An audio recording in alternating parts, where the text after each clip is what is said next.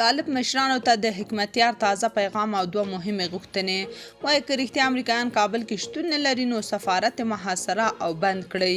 جزئیات همدلته وګورئ او چینل هم سبسکرایب کړئ. د حکمتیار اړوند شهادت رسنۍ لیکلي د حزب اسلامي مشر حکمتیار د امارت اسلامي حکومت محترم مشرتابه مقام ته ډېرې مهمې مشروع او قانوني غوښتنې وړاندې کړي دي.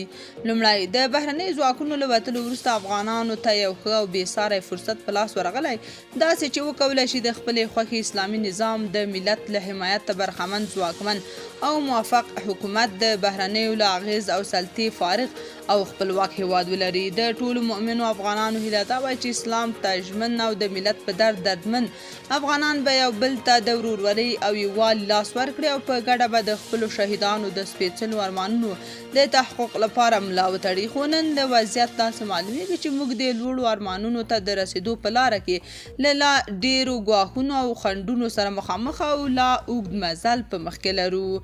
لومړی کار چې باید شوی وای پر یوه ډاډمن محور د ټولو هغو افغانانو راغونډول و چې د دوه اشغالګرو یعنې شوروي او امریکا خلاف ستر اوږد جهاد کې فعال او ځلانده ونډه درلودله.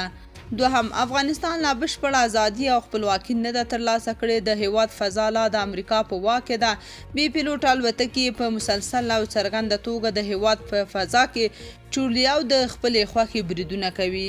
ټام ویسټ د امریکا خاص استازی کانګرس ته په خپلې وضاحتي وینا کې ادعا کوي چې زموږ د تروریزم ضد ځواک او اداره په افغانستان کې فعال او ځواکمن حضور لري او په دې ارتباط امارت اسلامي له موږ سره په خپلو ژمنو عمل کوي.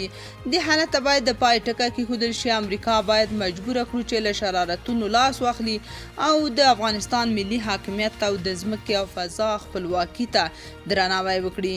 که یې نه مني نو سفارت محاصره او بند کړی شي او ټول امریکایان د سفارت د پرسونل په شمول له هیواده وایستل شي. تاسو په دې اړه څه نظر لرئ؟ کمنټ کې شریک او چینل هم سبسکرایب کړئ.